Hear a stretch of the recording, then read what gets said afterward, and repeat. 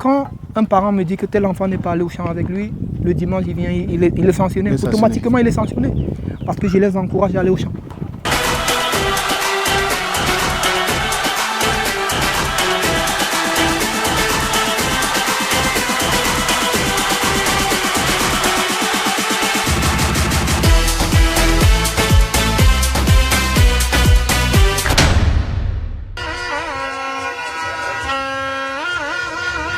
Bienvenue à Gris Sport Club, le magazine qui célèbre les sportifs qui ont marqué leur terrain, aussi bien sur les stades que dans les champs. Aujourd'hui, nous recevons Pandji, un ancien sportif qui a évolué du côté du Maroc pendant une dizaine d'années et a décidé de retourner au Cameroun.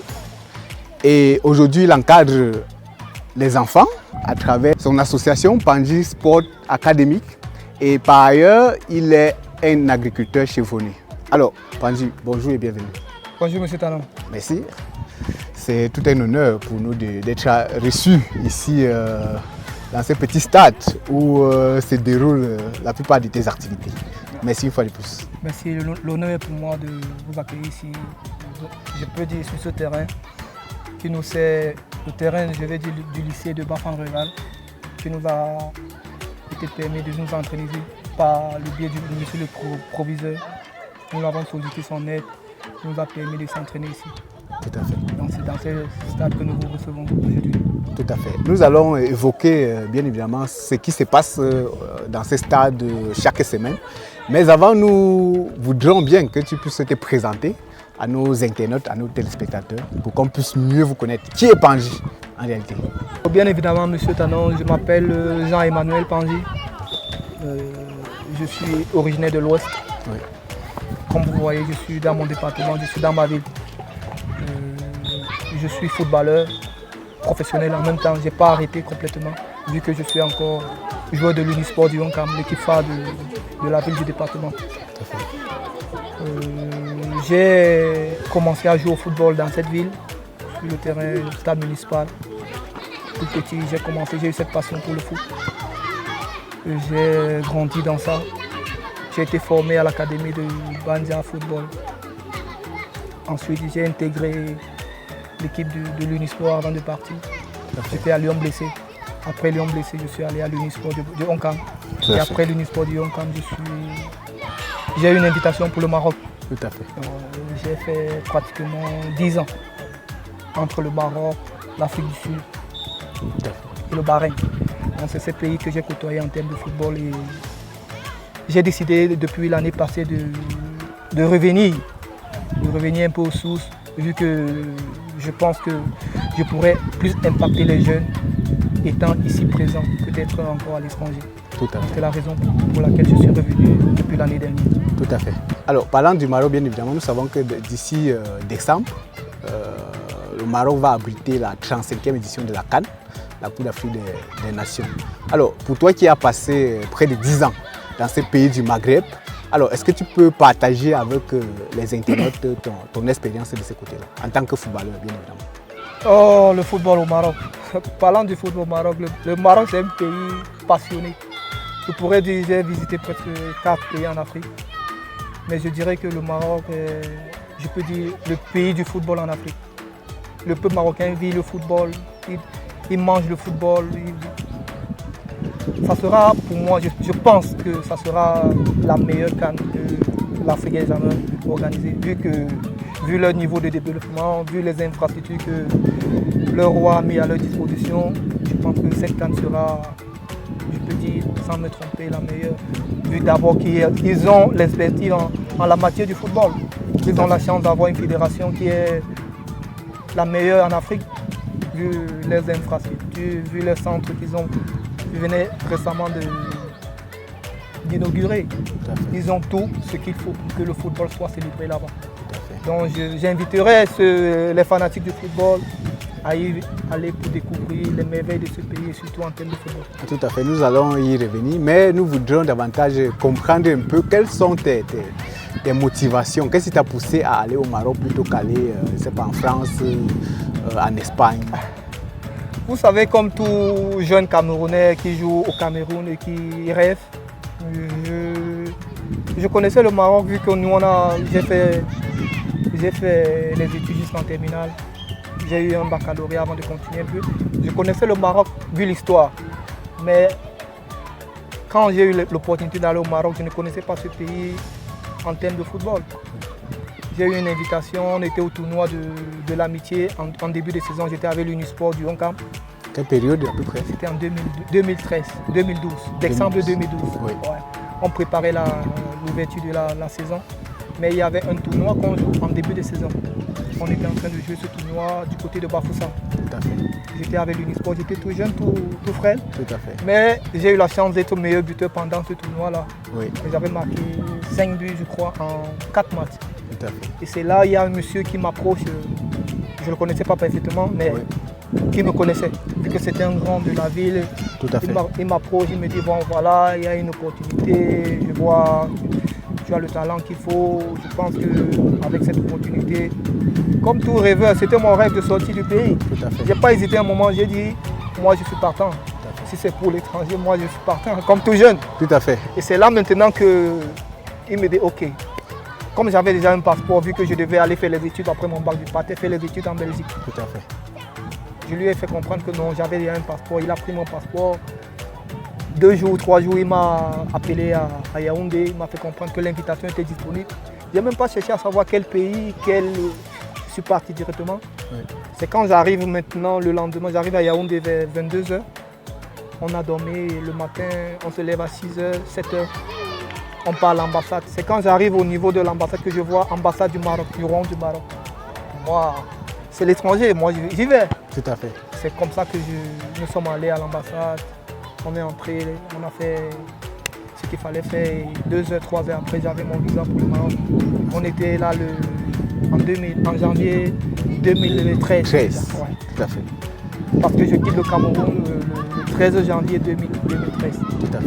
Ok, donc lorsque tu arrives au Maroc, alors comment tu t'es senti dès tes premiers pas à ton arrivée? Comment tu as été accueilli? Est-ce qu'on peut dire que le peuple marocain est un peuple hospitalier? Là, nous sommes en 2013. 2013. Ouais. Quand j'arrive au niveau de l'ambassade, je vois qu'il y a l'invitation d'une équipe, c'était le Tihad Tanger. Le Tihad en arabe, ça veut dire Union. Oui, Donc, Union de Tanger en fait. Union de Tanger, l'équipe de Tanger, la grande ville de Tanger, Oui, frontalier avec l'Espagne. tout à fait. C'est comme ça que je voyais, quand j'arrive le 13 janvier, donc le 13 janvier du matin, je quitte ici le 12 janvier du soir, j'arrive là-bas le 13 janvier du matin. Tout à fait. Je suis reçu par l'agent qui était intermédiaire avec le monsieur qui m'a contacté. Tout à fait. Il m'attendait à la sortie, il y avait un autre Camerounais qui était aussi avec moi. C'est comme ça qu'on est sorti de l'aéroport Mohamed V à Casablanca. Casablanca, justement. On a pris dans la route, l'autoroute Pour Tanger. pour Tanger. À ce moment, dès d'abord la sortie de l'avion, je suis déjà dans un autre monde, quoi. Tout à fait. Parce que moi qui viens du Honcam, de ma ville natale, je n'ai pas encore connu un autre pays, je n'ai pas encore connu une grande ville. Débarquer à Casablanca, prendre l'autoroute, arriver à Tanger. Pour moi déjà, je suis en train de vivre un rêve. À ce moment, je commence déjà à vivre un rêve. C'est ainsi que j'arrive maintenant à Tanger, dans la ville de Tanger. Oui. L'équipe me reçoit. C'est là où je commence à prendre conscience de ce que je suis venu faire. De l'atmosphère, ouais, de quand je vois l'environnement. l'infrastructure, je vois une équipe, je vois le siège, je vois du professionnalisme total. Donc c'est tout cela qui m'a permis en fait de comprendre conscience que je suis arrivé quelque part où il faut que je me batte. Tout à Sinon, fait. Alors, comment est-ce que tu as été accueilli au Maroc par nos frères marocains?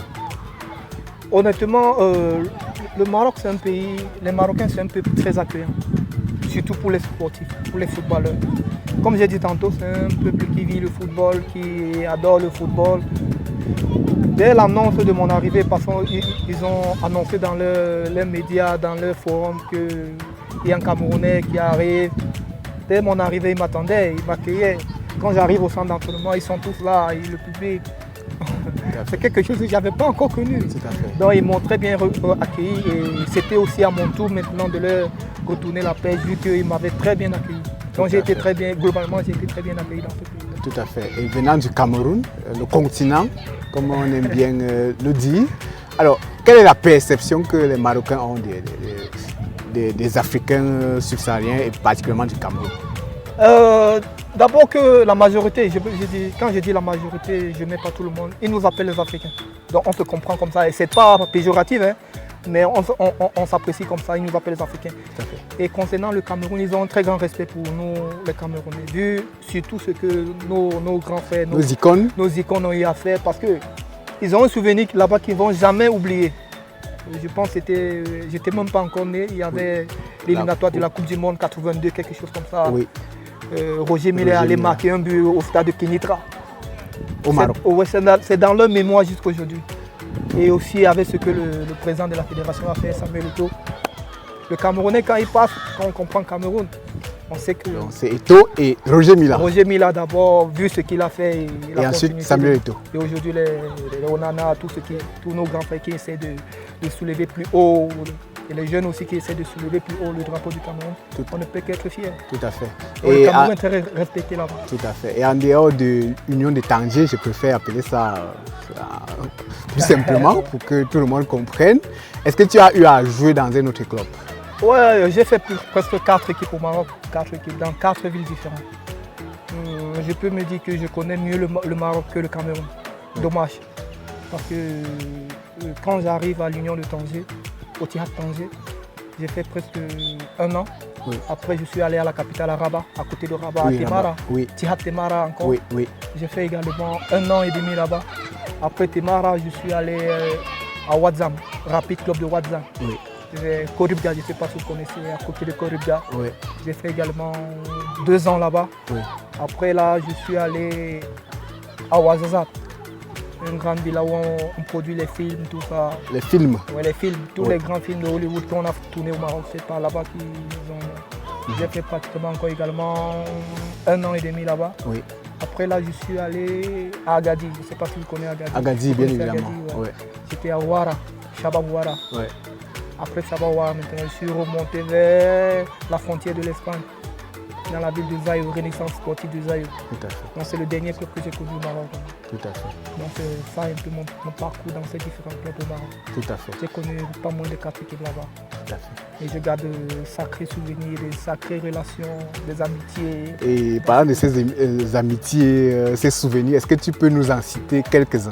En termes d'amitié, en termes de souvenirs matériels aussi? Dis que citer les noms, ça sera peut-être offenser d'autres. Parce que j'ai connu beaucoup de bonnes personnes. Les présidents des clubs, par exemple. Vous connaissez le football, il y a les présidents qu'on apprécie, il y a les présidents qu'on apprécie moins bien. Oui, mais quels sont les présidents qui vous ont marqué de ces 4 clubs que tu as visités? Quels sont les... Mon club, le club que j'ai beaucoup aimé, qui m'a vraiment marqué là-bas, c'est mon dernier club. J'ai fait 3 ans là-bas, Renaissance sportive de Zaïo, à qui je salue le président Rossam, le président Rossam, que je salue le secrétaire Rachid et le coach aussi Rachid Bagdadi. Ce sont ces gens-là qui m'ont marqué positivement parmi tant d'autres. Dire que je cite ces noms ne veut pas dire que j'oublie certains aussi. J'ai connu beaucoup de monde, j'ai gardé beaucoup de relations. Que ce soit là-bas, que ce soit à Ouazzazate, que ce soit à Ouara, que ce soit à Ouazzam, où je salue aussi le président Nordin, le club de Rapid, club de Ouazzam. Aujourd'hui aussi fier parce que quand j'étais là-bas, ils étaient en 2e division. Aujourd'hui, ils sont en 1re division. Je les salue tous, je salue tout ce peuple marocain qui m'a soutenu et qui m'a encouragé, surtout le public de, comme je dis encore, le public de Zaïo, mon dernier club que j'ai connu. J'ai gardé beaucoup de souvenirs là-bas et je suis très fier aujourd'hui d'avoir ces liens là-bas. Au-delà des amitiés que vous vous êtes forgées, que tu t'es forgé parce qu'on se tutoie dans ces magazines, il y a que le Maroc n'est pas qu'un pays sportif. Le Maroc, c'est aussi et surtout son tourisme qui accueille des millions de touristes chaque année. Alors, quels sont les lieux touristiques qui t'ont marqué là-bas et que tu conseilles, puisque la CAN c'est dans quelques mois, tout Camerounais ou tout Africain, tout étranger qui ira au Maroc, quels sont les lieux touristiques que tu aimerais bien que ces gens visitent? Honnêtement, le Maroc est tout beau. Choisir les villes, conseiller de visiter, ne pas visiter l'autre, c'est peut-être insulté, mais eux-mêmes ils ont classé leur ville. Marrakech c'est la première ville touriste au Maroc.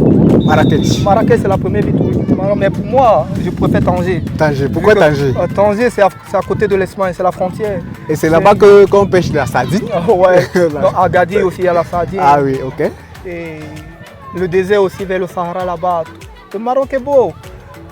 Pour celui qui veut aller visiter, moi je conseillerais de commencer d'abord par même Casablanca. Casablanca. Il y a tout à visiter à Casablanca.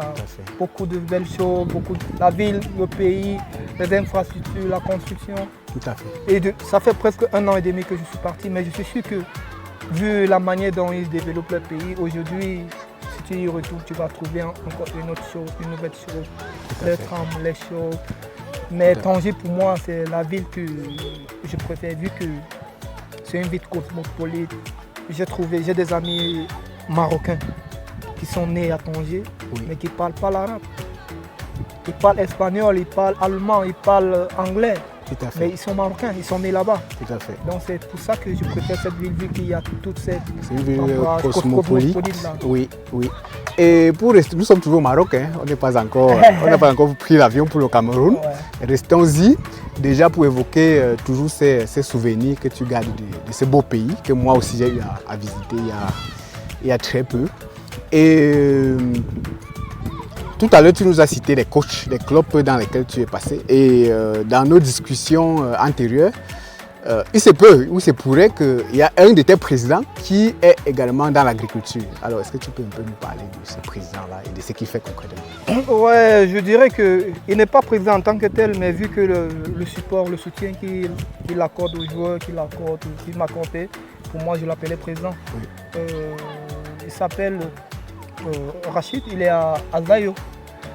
Là, c'est à Tanger. Non, c'est vers la frontière de Agadir. Venador. Oui. Venador, vers l'expression de l'Espagne, l'autre frontière. Oui. Donc, il avait une ferme. Oui. Il avait une ferme des orangers, il faisait les orangers. Oui. Et chaque fois, en période de décembre, si vous partez au Maroc pendant cette période, vous allez voir qu'ils ont des très beaux fruits. Oui. Ils ont des mandariniers très doux, moins chers. On se dit que c'est moins cher, mais tellement il y en a en abondance que moi j'en raffolais. Oui. Et comme moi aussi je suis passionné de l'agriculture, il arrivait des fois qu'il m'amenait dans sa ferme pour que je puisse un peu regarder, lui poser des questions, apprécier. Tout cela m'a permis de dire que non, l'agriculture m'a encore renforcé. Tout à fait. C'est-à-dire que c'est le lien entre le football que tu pratiques et l'agriculture. Parce qu'à la base, d'abord avant de partir, j'aime l'agriculture et la pêche. Ce sont mes deux activités favorites. Tout à fait, l'agriculture et la pêche. Ouais. Alors, le président, comment il s'appelle déjà? Il avait un verger et forcément on aura l'occasion d'aller rencontrer le président au Maroc sur place pour qu'il partage un peu son expérience avec l'équipe de l'Agri Sport Club. Il s'appelle Nordine. Oui, Nordine. Au coup, je le salue. Et tellement j'étais proche avec lui, vu que j'ai passé aussi mes diplômes d'entraîneur au Maroc. Ah, ok. On a commencé de passer les diplômes au même moment. Donc ça faisait comme on était dans la ville de Zayo. Oui. C'est comme dit l'arrondissement. Il fallait qu'on aille passer les diplômes au département. Un peu comme ici. Chef de département. Chef de département. Donc lui, il me transportait chaque jour dans sa voiture. Chaque matin, on partait, on revenait le soir, on partait, on revenait. On partait au champ aussi. Voilà, de temps en temps, le jour qu'on n'avait pas d'entraînement, évidemment, je partais dans son champ, je regardais. J'étais tout passionné. Tout à fait. J'étais tout passionné parce qu'ils maîtrisent, ils ont l'art de l'agriculture. Tout à fait. Du verger là-bas. Tout à fait. Nous ne pouvons pas sortir de cette séquence sans évoquer d'autres types de souvenirs.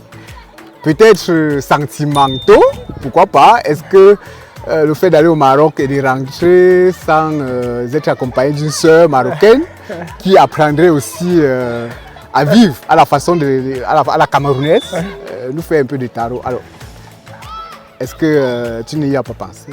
Non, il est bien vrai, j'ai connu des amis là-bas, honnêtement, comme tout homme, j'étais célibataire à ce moment, j'ai connu pas mal de... J'ai connu des amis là-bas, mais vu aussi ma conception à moi de la relation, de la vie, moi je suis quelqu'un que dans ma tête, je dois revenir là où je suis né. Ma tête, quand on va à l'étranger, tu es conservateur. Oui, c'est pour revenir. Et je me mets aussi à la place de cette personne avec qui tu veux partager la vie. Si je décide de revenir ici, elle aussi, elle a aussi ses liens, elle a sa famille là-bas qui va aussi lui permettre de rester dans son pays. Donc ça serait un peu difficile, je ne sais pas si je me fais comprendre. Oui, ben, les mariages interethniques, on en vit chaque jour. Les mariages interraciaux également, on le vit. Ben, est-ce que l'amour, comme on dit souvent, n'a pas de frontières? Elle a dit que pendant 10 ans, tu n'as pas trouvé une âme sœur au Maroc avec qui tu pouvais fonder une famille. Ou alors, avant d'aller au Maroc, tu étais déjà un cœur à prendre au niveau local. Justement, c'est ça toute la pertinence de la question. Quand je quitte ici, en 2013, j'avais déjà... Parce que j'étais étudiant, je venais tout fraîchement de finir d'avoir le bac. Parce que j'ai eu mon baccalauréat en 2012. Donc je venais tout fraîchement de quitter le lycée. Et j'avais une petite amie avec qui je suis resté très lié. Chaque jour, malgré qu'il n'y avait pas encore les réseaux sociaux très développés à ce moment, nous sommes restés liés. Tout à fait. Et tout ceci, ça m'a permis de dire que non, quelqu'un qui t'a attendu aussi longtemps, ça ne serait pas aussi logique de ne pas être là pour la personne quand la personne a besoin de toi. C'est pour ça que la femme que j'ai aujourd'hui, on s'est connus depuis 2007. Tout à fait. Malgré cette aventure, cette belle aventure, ces beaux souvenirs que tu viens d'évoquer, tu as quand même jugé utile de rentrer au Cameroun. Pourquoi? Honnêtement, comme j'ai dit tantôt, pour moi, mon rêve n'est pas de finir à l'étranger. Mon rêve a toujours été de revenir là où j'ai commencé. Et quand, à partir de 2017, vu que je venais chaque année, je fais un mois, maximum 3 semaines, je repars. L'année prochaine, je reviens, je fais un mois, maximum, je repars. À un moment, ça lasse. Oui. Ça devient lassant. Je cherchais à avoir les conditions idéales pour avoir ma petite famille avec moi. Et vu les conditions dans lesquelles, là-bas, il faut gagner beaucoup d'argent. Tout à fait. Beaucoup d'argent pour pouvoir ramener ta famille d'ici pour le Maroc. Tout à fait. Et vu que je n'étais pas dans un pays aussi qui peut me faciliter l'intégration de la famille, vu que j'avais déjà les enfants, j'avais 2 enfants depuis 2016, j'ai eu mon premier garçon en 2016. Aujourd'hui, il a 8 ans et demi, il aura 9 ans bientôt. Il fallait que je puisse ramener la famille au Maroc. J'ai eu la possibilité avec certains dirigeants, certains amis que j'ai eu là-bas, qui m'ont proposé, non, il faut faire venir la famille, c'est bien beau de faire venir la famille, mais moi je suis quelqu'un qui voit sur le long terme. Quand je regarde, si je fais venir la famille, il faut les enfants les scolariser dans les écoles privées. Une école privée, les écoles privées c'est les écoles canadiennes, les écoles françaises, les écoles américaines. La pension pour une année c'est 3 000 €. Vous voyez, 3 000 €. Tu as 2 enfants. 6 000 €. Tu vas beau jouer comme tu peux subvenir à ça. Mais une fois que tu ne pourras plus jouer, qu'est-ce que tu vas faire? Qu'est-ce que tu vas faire? Tu vas devenir clochard dans la rue, quoi? Donc, c'est sur le long terme que j'ai pensé que, en revenant ici, en étant près de la famille, et surtout, comme c'était d'abord mon rêve, me former. Vu que j'ai joué et je me suis formé, j'ai les diplômes aujourd'hui, j'ai une licence CAF. Tout à fait. J'ai trouvé mieux qu'en revenir ici, être proche de la famille, encadrer les enfants, apporter mon expérience que j'ai eue, aider les jeunes, trouver aussi les ouvertures pour qu'ils ne fassent pas les erreurs que moi j'ai faites, pour qu'ils aient plus de connaissances. Mieux, justement. Je pense que c'est de cette manière que j'ai pensé, mûrement pensé, parce que j'ai pensé depuis 2017. Tout à fait. Et c'est l'année dernière que je suis revenu, donc ça fait que mon choix a été vraiment mûrement réfléchi. Donc, ce qu'il faut retenir, c'est que ta décision de rentrer au pays repose beaucoup plus sur la problématique de la reconversion en réalité. C'est en réalité la question de la reconversion qui te pousse à abandonner tous ces beaux paysages, toute cette belle vie au Maroc pour rentrer au Cameroun. Au Cameroun, bien sûr. Justement, abandonner cette belle vie, entre guillemets, on dit ça. Moi, je regarde sur le long terme, comme je l'ai dit. J'ai les enfants qui grandissent. L'enfant a besoin de ses parents à côté. Je pouvais les faire aller là-bas. Mais tu vas supporter une charge. Tant que je suis en train de jouer, il n'y a pas de problème, je peux gérer. je peux gérer toutes les charges. Tout à fait. Mais une fois, le footballeur, ce n'est pas un contrat en CDI, comme on dit. Tout à On n'a fait, pas de c'est contrat en maximum CDI. 15 ans, maxi. Voilà. Ouais. Et à mon âge surtout, je n'avais plus encore 6 ans, 7 ans à jouer. Vu que mes enfants y avaient 6 ans, 7 ans. Tout à fait. Supporter ces charges jusqu'à 15 ans, 16 ans. Je pourrais le faire. Mais après, qu'est-ce que je deviendrai? Je mettrai toutes mes économies dans l'éducation là-bas. Alors qu'en revenant avec l'économie que j'ai, vu que je peux encore repartir à tout moment que je veux, Tout à fait. je pourrais mieux encadrer les enfants, je pourrais mieux suivre mes projets que j'avais lancés étant à l'étranger. Tout à fait. Vu que investir étant à l'étranger, ce n'est pas aussi facile. Tout à fait. Donc une fois, depuis l'année dernière que je suis là, vous allez voir qu'on ira prochainement Au champ. Vous verrez que tant que je suis là, les choses vont plus mieux et moi-même je suis plus à l'aise. Parce qu'aujourd'hui je profite de ma famille, je profite de ma maman et je fais encore ce que je fais, je sais faire, je joue encore au football. Tout à fait. Et j'encadre encore ces jeunes, c'est tout ce que je veux. Tout à fait. Je ne peux pas rêver plus mieux que ça. Le plus difficile, c'est juste savoir les conditions dans lesquelles on travaille. Sinon, si on pouvait avoir les meilleures conditions, je serais le plus heureux. Tout à fait, tout à fait. Donc, en choisissant de revenir au pays natal, tu as choisi une reconversion à la fois en interne et en externe. En interne parce que tu es resté dans le football, tu accompagnes les jeunes et tu n'as pas encore arrêté ta carrière sportive, il faut le souligner. Et en externe parce que tu as opté pour l'entrepreneuriat agricole que tu mènes aujourd'hui de main de maître. Alors, la question est celle de savoir, le football, certainement, t'a beaucoup donné, que ce soit au Maroc, que ce soit ici. Alors, quelles sont les valeurs que tu as tirées du football et que tu appliques aujourd'hui dans ta vie au quotidien? Merci pour la question, M. Tanon, parce que c'est une question qui est fondamentale, je voudrais dire.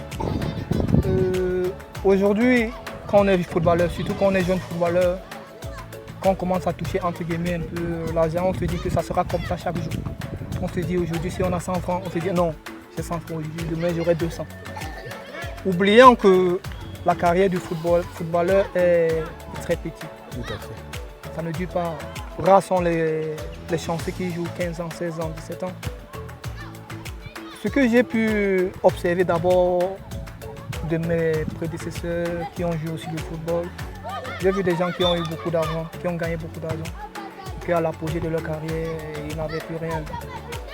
Donc c'est ces exemples-là qui m'ont permis d'abord d'avoir la tête posée, d'être un peu tranquille et surtout de dire que si j'ai 100 francs, il faut que je mette 90 francs peut-être ou 70 francs sous terre, dans la terre, comme on dit. Terre, oui. Et comme on dit, la terre ne trompe pas, c'est ce que j'essaye un peu de faire, j'ai essayé de faire toutes ces dernières années. Tout à fait. Et c'est cette éducation que j'essaie d'inculquer à ces jeunes, à ces enfants que vous voyez derrière. J'essaie de leur dire, comme j'ai lu dans un livre, on dit, on commence à épargner à partir de ton premier salaire. Il ne faut pas attendre le deuxième salaire pour commencer à épargner. Dès le premier salaire, il faut commencer à épargner. C'est cette leçon-là que j'ai pu, même si j'ai reçu ça un peu en retard, mais j'ai mis en pratique avec perfection. Tout à fait. Alors, nous allons d'abord parler de ta reconversion en interne à travers ce projet d'association qui a abouti bien évidemment à la création de Pandji Sport. Pandji Foot Études. Pandji Foot Études, bien évidemment. Alors, est-ce que tu peux nous parler de ce projet et de cette association en réalité? Qu'est-ce que tu fais concrètement? Depuis tout petit, quand j'étais là, depuis tout petit, j'avais un rêve. Aider les jeunes, aider mes frères. Vu que quand j'étais d'abord avec mes amis, on partait souvent faire qu'on appelle ça les fédérations. On avait notre petite équipe du quartier, là on partait faire des fédérations dans certains quartiers. Et j'étais déjà leur encadreur. Peut-être parce que je comprenais mieux la chose, je ne sais pas, mais c'est moi qui les dirigeais. Quoi. Et une fois que j'ai terminé d'abord la Coupe Top ici, j'avais peut-être 15 ans, j'ai eu la chance d'avoir de créer une équipe de jeunes, des tout petits, pour participer à la Coupe Top que j'avais gagnée au fait. Tout à fait. Donc, et quand je voyage, depuis 2017, j'ai commencé à passer mes diplômes d'entraîneur en même temps que je joue, en même temps que je passe mes diplômes. Donc c'est pour ça qu'aujourd'hui, je suis un peu avancé sur ce domaine. Tout à fait. C'est ça qui me permet de revenir ici et faire association que vous voyez. Parce que l'objectif, c'est d'abord éduquer les jeunes. Parce que sans éducation, rien n'est possible. J'essaie, comme j'ai dit, dans les études, d'abord, sans les études, rien n'est possible.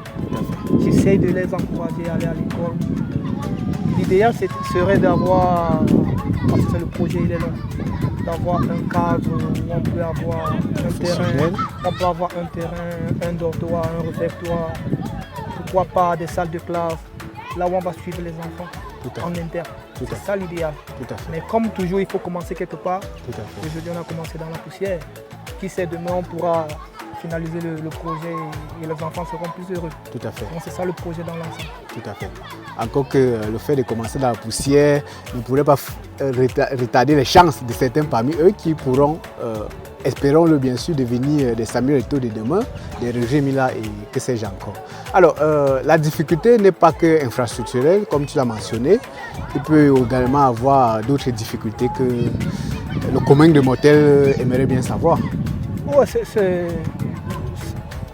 c'est très difficile, surtout d'entreprendre au niveau du pays. Je ne sais pas si dans d'autres villes c'est comme ça, mais c'est très difficile vu que sur peut-être une soixantaine d'enfants que j'encadre, les tout petits de 12 ans, de 5 ans à 12 ans. 12 ans, oui. Si je vous dis, je connais presque à peine 15 parents. À peine? À peine 15 parents. Tu invites les parents en réunion, ils ne viennent pas. Mais les enfants sont là chaque jour. Le jour que je ne viens pas à l'entraînement, j'ai 2 stagiaires, c'est juste qu'aujourd'hui, ils ont eu un petit problème en famille. Sinon, ils sont toujours là avec moi. Le jour que je programme l'entraînement à 9h, ces enfants viennent me chercher à la maison à 7h. À 7h, ils sont déjà à la maison. Comment tu peux ne pas venir au service de ces enfants? Si tu dis, entre guillemets, il faut payer, il faut mettre même une inscription, vu que les ballons, il faut acheter. Moi, je le fais en fonds propre. Le matériel, il faut le faire. Il faut changer les maillots. Je les habille personnellement. Tout à fait. Ce que je réclame, c'est au moins rencontrer les parents. Parce qu'il peut y avoir un problème qui surgit là. Tant que tu ne connais pas le parent, ça devient difficile. C'est vraiment très difficile. Donc, même voir les parents. Je sais que la situation est difficile. Ça, je ne refuse pas. Mais au moins, c'est toutes ces difficultés-là qu'on rencontre au quotidien. Et surtout, ce qui m'encourage encore le plus, c'est les enfants. Tout à fait. Je ne me vois pas en train de dire à un enfant, non, il faut rentrer à la maison quand il vient. Surtout qu'il quitte un peu loin pour venir ici, vu que le terrain est un peu retiré de la ville. Tout à fait. Donc c'est tout ça. Sinon, les difficultés, ils sont infrastructurelles, comme vous avez dit, et surtout dans l'encadrement aussi. Tout à fait. Alors, malgré ça, tu persévères. La persévérance, c'est également une valeur qu'on retrouve dans le football. Et en plus d'encadrer les enfants, comme nous le constatons, tu es aussi joueur, tu es encore joueur. Tu n'as pas arrêté ta carrière une fois retourné au Cameroun. Aujourd'hui, si je ne m'abuse, tu es capitaine de l'Unisport de Bafang. Alors, est-ce que tu peux nous parler un peu de l'ambiance au sein de l'Unisport, qui fait partie des clubs mythiques du pays? Oui, c'est vrai, j'ai pas arrêté ma carrière, vu que je peux encore jouer encore au moins 3-4 ans, qui sait, peut-être plus, peut-être moins, vu la motivation qu'il y aura. Parce que tout dépend de la motivation. Tant qu'on est motivé, on peut faire plus. Aujourd'hui, je suis revenu aussi parce qu'il y avait une équipe qui était là aussi, l'Unisport. Quand je partais, l'équipe était en première division. Et pas les coups du championnat, ils sont retombés en deuxième division. C'était aussi un challenge, un grand challenge de pouvoir remettre cette équipe-là en première division. L'année dernière, vu les circonstances, vu les problèmes, les difficultés qu'on a connues, ce n'était pas le cas. Mais cette année, l'équipe s'est vraiment renforcée. On a un groupe encore meilleur que celui de l'année dernière. C'est pour ça qu'on pense que, je pense qu'avec le travail de mes coéquipiers, surtout du staff technique, du staff administratif, je pense que d'ici la fin du championnat, de cette saison, l'Unisport retrouvera sa place en première division en L1. Tout à fait. Donc, on fait tout à mon niveau avec mes coéquipiers, comme j'ai dit. On essaie de donner le maximum, les meilleurs de tout le monde pour que l'équipe puisse vraiment remonter en L1. Tout à fait. Alors, globalement, quel est le regard que tu jettes sur le football camerounais ces dernières années?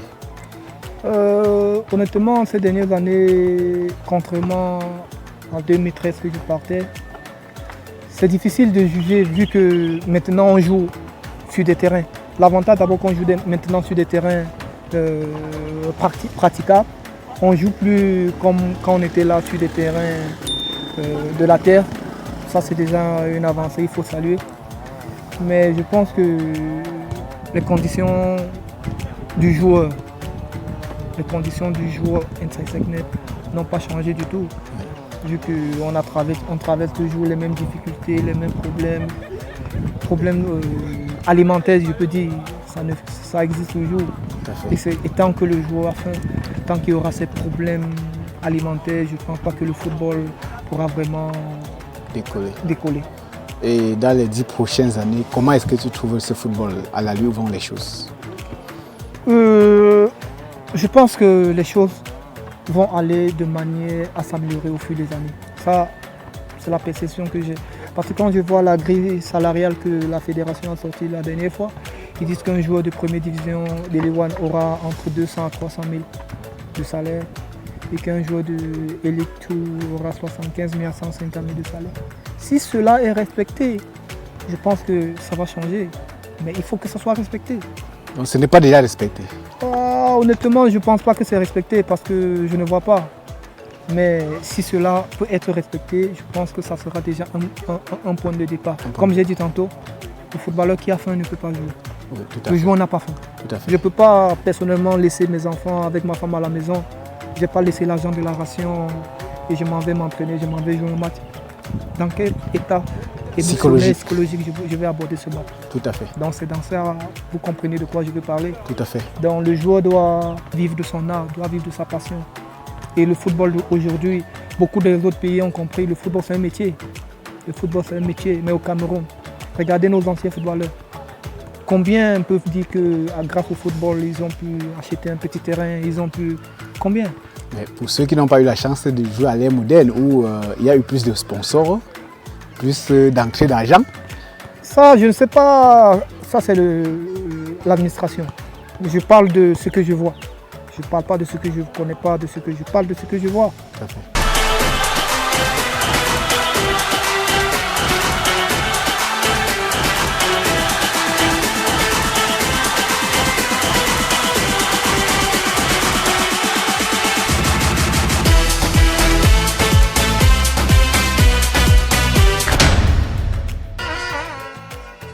Donc, on évoquait tantôt la situation du joueur, ouais. Un joueur qui n'est pas bien encadré en allant aux entraînements ou jouer un match ne peut pas avoir la capacité mentale de pouvoir tenir en réalité, compte tenu de sa condition. Et sur ces entrefaits, tu nous expliquais qu'il est intéressant pour l'administration du football de mettre les acteurs dans les conditions idoines pour avancer. Ouais, comme je disais tantôt, M. Tanon, aujourd'hui nous avons la chance d'avoir à la tête de la fédération une légende, à savoir le président de la fédération, donc il connaît mieux que quiconque les besoins d'un footballeur.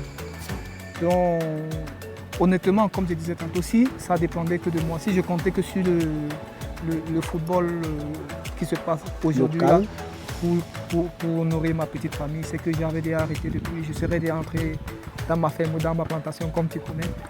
Mais j'exhorte l'administration à vraiment prendre le joueur en valeur. Quand vous serez au Maroc, vous allez voir comment ça se passe là-bas, vous allez voir comment le joueur il est. Que le joueur il joue, il est hors du besoin. Ils n'ont pas les besoins alimentaires, ils ne sont plus encore au niveau du besoin alimentaire. Pourtant, nous les avons encore ici. Tout à fait. C'est ça que je disais, tant que ces problèmes de base ne seront pas solutionnés, le football ne pourra pas vraiment décoller. Tout à fait. Comparaison n'étant pas raison, tu as signifié tout à l'heure que aujourd'hui au Cameroun, du moins sur le plan théorique, un joueur de D2 gagnerait entre 100 et 150 000 et un joueur de D1 gagnerait entre 200 et 300 000. Alors, un joueur au Maroc, dans les mêmes conditions, au même niveau de championnat, gagne combien? Je ne voulais pas choquer des gens, monsieur. Je ne voulais pas choquer certaines personnes. Bon, Mais quand on dit 300 000, c'est 500 €, non? À peu près, à peu près. Après, c'est 500 À €, peu peut-être près. moins, Oui. 460 quelque chose d'euros. À peu près. Là-bas, tu vas voir quelqu'un qui joue en 4e division, 5e division, qui touche 6 000 dirhams. Combien 6 000 dirhams? C'est dans les 600 € déjà. Il est en 4e division. Oui, 4e division. 4e division. Et quand tu es étranger, Oui, surtout que nous les étrangers, nous avons toujours les contrats professionnels. oui, Quel que soit le niveau que tu es, tu dois avoir un contrat professionnel. tout à fait. Et en première division de nos jours, ils ont dit le contrat professionnel, c'est à partir de 30 000 dirhams. Par 30 000 mois. 30 000 dirhams. Par mois.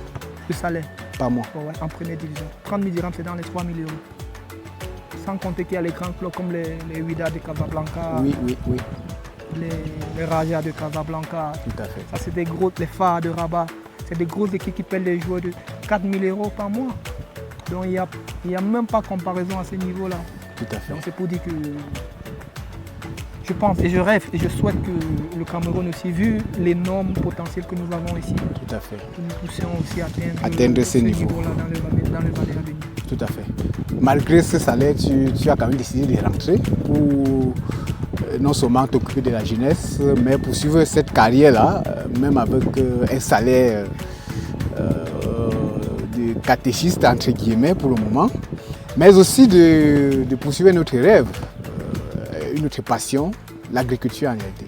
Alors, est-ce que tu peux nous dire déjà pourquoi tu t'es lancé dans l'agriculture, pourquoi tu as investi dans l'agriculture et particulièrement dans le poivre blanc, comme tu le disais tantôt.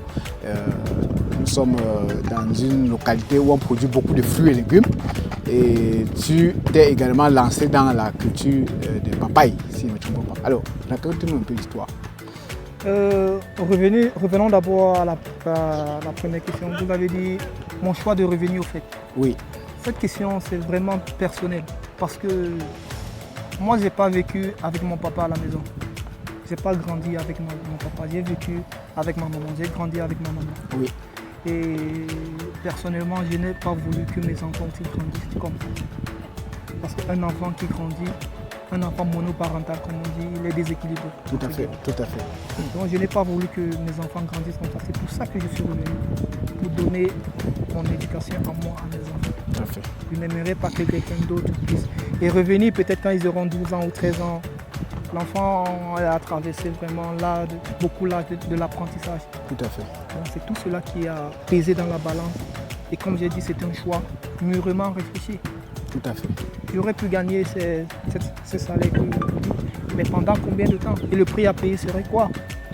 Donc j'ai préféré venir et pour chuter pour la question pourquoi Sur investir l'agriculture, dans oui. Pourquoi choisir l'agriculture? Au Cameroun, les jeunes fuient l'agriculture, ou du moins en Afrique, les jeunes ne veulent pas se lancer dans l'agriculture parce que c'est un métier qui salit, c'est un métier qui ne nourrit pas son homme, c'est un métier en réalité qui ne permet pas d'avoir un certain niveau d'influence dans la société et même dans les réseaux sociaux. Alors, pourquoi avoir décidé de t'investir dans l'agriculture?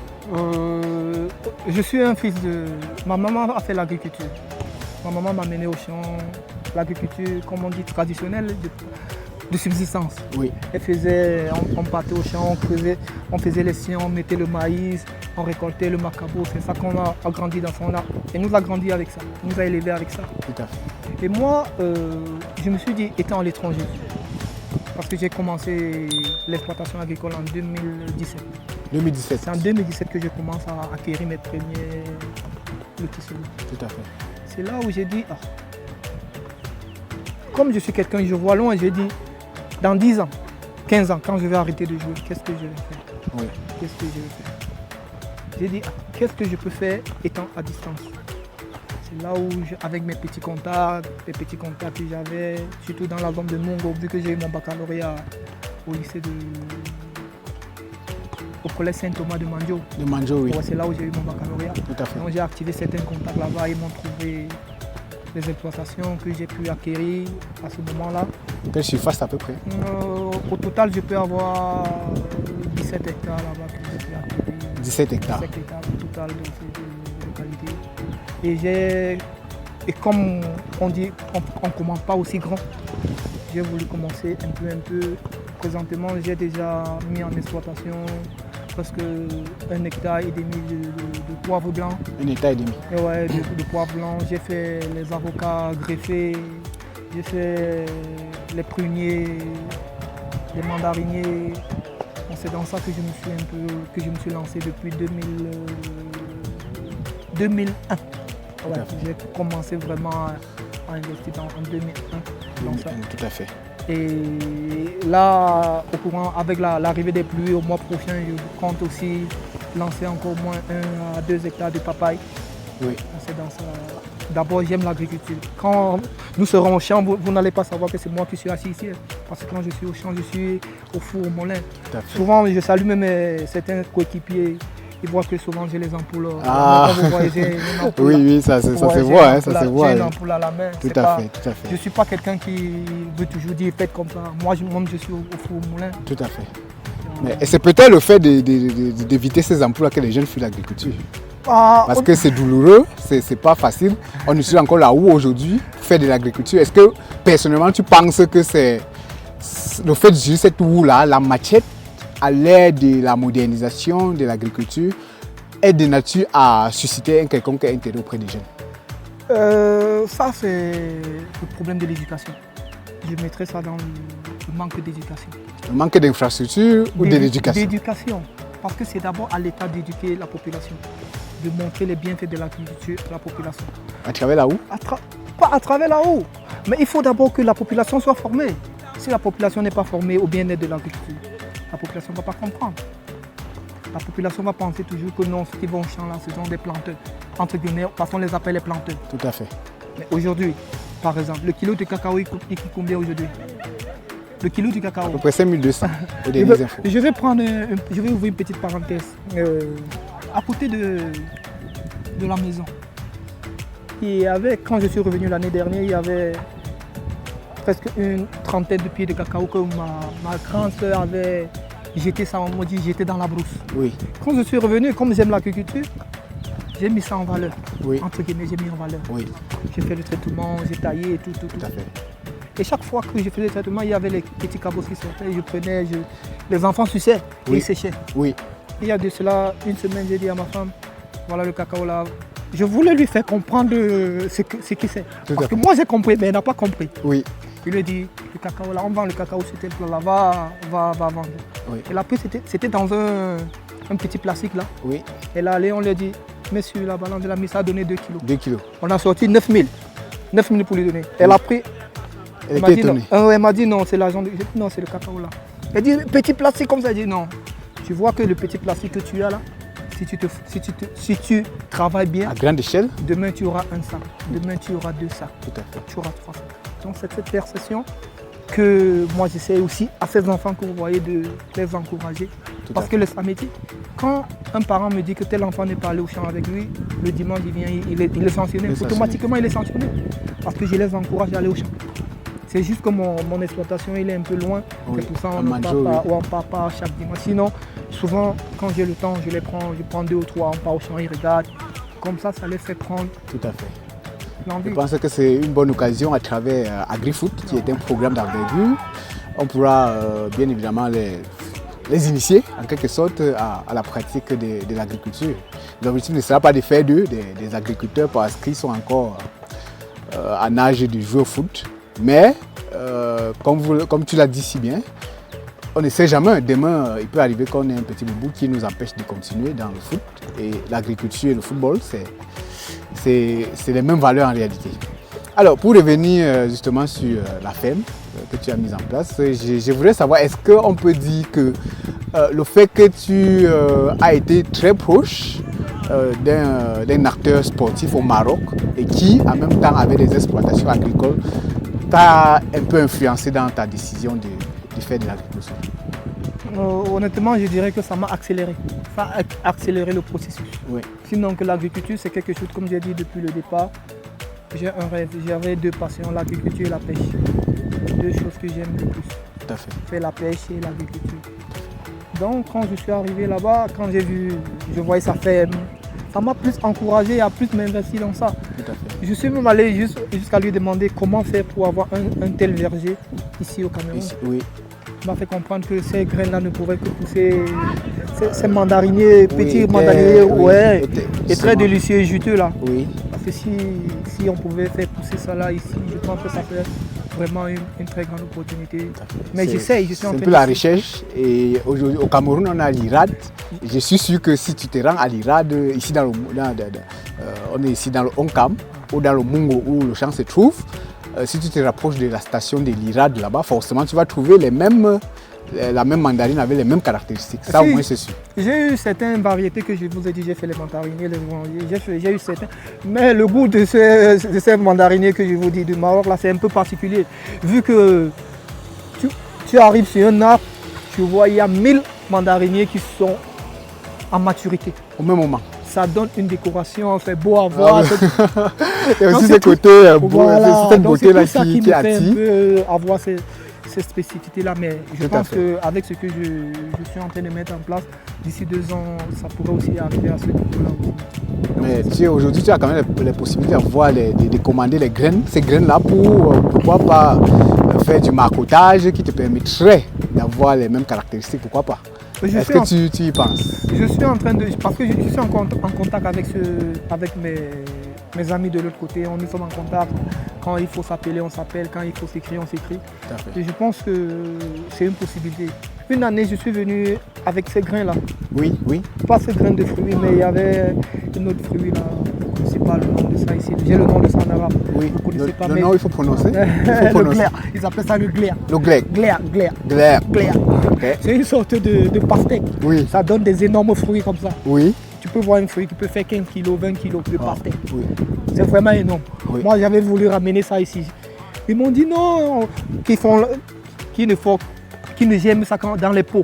Dans les pots, oui. Oui, vous voyez que ça va coûter cher de faire ça dans le bol. Donc, qu'est-ce que j'ai fait? J'ai acheté une tranche, j'ai mangé et j'ai gardé les grains. Oui. Je suis revenu pendant les vacances, je pense que c'était les vacances 2001. Oui. Je les ai fait germer. Avant les 1 mois que je plantais ça. Ça veut dire les premières feuilles. Mais malheureusement, quand je suis parti, il y a mes ouvriers qui travaillent au champ, ils ont planté ça, ça n'a pas donné. C'est là où j'ai compris peut-être qu'il avait raison en disant que peut-être ça ne pourrait pas pousser. Mais je pense que je vais encore expérimenter ça, vu que je suis un peu 3 heures de temps, 4 heures de temps. Vous voyez que ça devient vraiment coûteux et très pénible. Tout à fait. Alors, cette difficulté, surtout dans la main-d'œuvre et aussi l'accompagnement. Tout à fait. L'État, je ne sais pas, on dit souvent que l'État accompagne les gîtes, mais tout le monde ne peut pas aussi faire dans les gîtes parce que ça devient un peu compliqué de constituer un gîte, ça devient compliqué. Tout à fait. C'est pour ça que j'ai toujours un gîte de sportifs agriculteurs, est-ce que ce n'est pas envisageable? Là, c'est vous, peut-être qu'avec votre vision, c'est vous qui avez ces contacts. C'est à vous peut-être de nous constituer peut-être en groupe. Ça sera une bonne chose. Ça sera une très bonne chose. Tout à fait. Mais pour le moment, je n'ai pas encore eu la possibilité d'avoir une aide quelconque. Je fais tout seul, je m'aventure tout seul. C'est dans ça que je me bats. Tout à fait. Alors, parlons du lien entre l'agriculture et le sport en général. Moi, c'est que les deux disciplines nécessitent de la persévérance et de la discipline. Toi qui es à cheval entre ces deux disciplines, comment est-ce que tu apprécies les deux univers?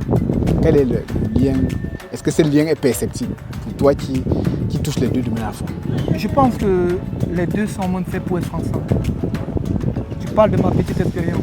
Parce que le football, c'est un monde dans lequel on est constamment sous pression. On est constamment sous pression. Imagine, on va jouer un match, comme le dernier match qu'on a joué avant d'aller entrer contre Racing de Bafoussam. Oui. Racing de Bafoussam, c'est l'équipe de la région, le tout puissant de l'Ouest. Tout à fait. Le Nisport du Onkam, c'est le flambeau de l'Ouest. Tout à fait. 2 équipes mythiques. Oui. Quand à l'approche d'un match décisif comme celui-là, nous sommes sous pression. La pression des publics, la pression des médias, la pression de tout le monde. Donc ceci fait que l'adrénaline monte. Et moi, la meilleure façon pour moi d'évacuer ça, c'est quand je me retrouve dans ma plantation, dans ma ferme. Le fait de marcher, faire quelques petits travaux, me détendre, entendre le bruit des oiseaux, je me déconnecte un peu de tout ça. Et quand souvent je reviens, je suis plus frais. Soit je vais à la veille du match, soit je vais après le lendemain des matchs. Ça fait que ces deux mondes, côtoyer ces deux mondes nous fait vraiment être le plus détendu possible. Donc, pour résumer, on peut comprendre que tu prépares des compétitions au-delà en dehors des stades, tu te retrouves très souvent au champ. Ouais, le plus souvent. Je peux pas faire une semaine sans aller au champ, c'est impossible. Je ne peux pas faire une semaine. chaque fois qu'on a... Et j'ai pas eu la chance ici parce qu'on n'a pas souvent assez de repos. Mais depuis que je joue au foot, on sait qu'à la veille du match, le lendemain c'est repos. Le lendemain du match c'est repos. Mais ici c'est pas ça. Mais je trouve toujours le temps. Tout à fait. Souvent on s'entraîne ici dès 16h. Le matin je peux quitter 5h, je vais au champ. Je travaille 2h, 3h, je reviens à 11h30, 12h je me repose, 14h je vais à l'entraînement. Tout à fait. Donc c'est un peu comme ça que j'essaie un peu de... Parce que même les ouvriers qui sont au champ ne doivent pas savoir que tu n'es pas là pour longtemps. Parce que tant qu'ils savent que tu n'es pas là, ils peuvent faire n'importe quoi. Il faut toujours être présent, observer. C'est de cette façon que les choses avancent. Tout à fait. Alors, tu joues dans Unisport de Bafa. Déjà, quel poste? Maintenant, est-ce que au sein de l'Unisport, nous sommes quand même en zone rurale, est-ce que tu connais d'autres sportifs au sein de ton équipe qui, eux aussi, font de l'agriculture? Autre chose, est-ce que tu peux conseiller aux jeunes sportifs de se lancer dans l'agriculture? Ça, c'est une bonne question. À l'Unisport, j'ai un coéquipier qui, son papa aussi fait la ferme. Il s'appelle Samabé Romial. Parfait. Son papa fait la ferme. Et lui aussi, il est intéressé. Il va souvent au champ. J'ai eu la chance de le convaincre la dernière fois. On va aller dans ma plantation, il va regarder. J'irai aussi chez lui pour regarder. Lui, il aime aussi la plantation. Et le conseil que je donne aux jeunes, c'est que, comme on dit entre parenthèses, la terre ne trompe pas. Tout à fait. Si on mange l'avocat maintenant, quand j'ai le noix là au champ, il suffit d'une goutte de pluie et que ça va germer. Donc si on plante un avocatier là et qu'on essaye juste de nettoyer les arbres, les abords, dans 5 ans, 10 ans, cet avocatier va nous nourrir. Pas d'abord nous mettre, de donner de l'ombre et ça va nous nourrir. Donc c'est cette perception et cette éducation que j'essaie de donner à mes plus jeunes. D'aller à l'école et aller au champ. Tout à fait. Et jouer aussi au football. Tout à fait. Je pense que pour être plus concret, plus réaliste, nous avons prévu dans la deuxième partie de l'émission AgriSport Club faire un tour à Manjo, au champ, pour toucher du doigt les réalités que tu vis au quotidien. Et ça pourra davantage inspirer des footballeurs, des jeunes qui nous regardent à pouvoir se lancer dans l'agriculture, sachant bien que ces deux disciplines ont les mêmes valeurs, les mêmes faveurs. Tous, autant pour moi, concourent au bien-être de la population. On ne peut pas être en bonne santé si on n'a pas mangé, on ne peut pas être en bonne santé si on n'a pas fait du sport, on ne peut donc pas être en bonne santé si on ne vit pas dans un milieu apaisé, parce que une fois qu'on a mangé, une fois qu'on est bien en forme, alors la paix, la justice, c'est quelque chose qui va de soi. Et ces deux valeurs sont partagées par les deux disciplines, heureusement. Alors, je vais pour finir te laisser la parole pour que tu puisses conclure, embouter cette première partie. Et à toi la parole. Merci encore de me donner la parole pour que je puisse conclure l'émission. Et comme vous me donnez l'occasion, je vais d'abord profiter pour d'abord saluer mes amis du Maroc. Et je ne sais pas si vous me permettez de parler un peu en darija marocain. Oui, vas-y. Je veux dire salam alaikum Chidrali, Ana Simiti Emmanuel, Ana Lab Kora, Ana Lab Maghreb, Ma Ashrasmin, Daba Ana Traja Cameroun, Ana Ken Centre Dialik de Kora, Ana Salam Kulsi, Si Rachid, Si Mustafa, Kulsi, Wazaza, Kulsi Drali Dialik. Ana Salemi, Ana Manuel. Je suis Hachik 10 heures. C'est bon. Donc j'étais en train de dire à mes amis qu'ils vont me reconnaître certainement quand ils vont me voir parce que beaucoup m'ont aimé là-bas, beaucoup m'ont aussi détesté. Comme j'étais en train de les saluer pour les dire, s'ils ne m'ont pas vu depuis un moment, c'est parce que je suis au pays. J'ai créé l'académie que vous voyez, j'essaie de les saluer, les dire qu'un de ces jours on se reverra. Vu que peut-être je serai aussi là pour la CAN. Pour la CAN justement. Ouais, je serai là parce qu'il faudra encore aller un peu activer mes contacts, activer. Tout à fait. Dans le contexte que... À côté de la CAN d'été, parce que tu es dans l'agriculture, il y a la CAN d'été. Justement, monsieur Tanon, c'est ça un peu l'objectif final. Donc je salue tout le monde et je dis aussi à mes jeunes frères, parce qu'aujourd'hui j'ai 30 ans déjà, donc je suis plus à la sortie que à l'entrée. J'invite mes jeunes footballeurs qui sont au pays de se lancer aussi, pourquoi pas, dans l'agriculture, c'est un domaine vraiment porteur et qui nourrit son homme. Tout à fait. C'est un olympique qui nourrit son homme. Ils ne vont jamais le regretter. Donc c'est tout ce que je peux les souhaiter. Tout à fait.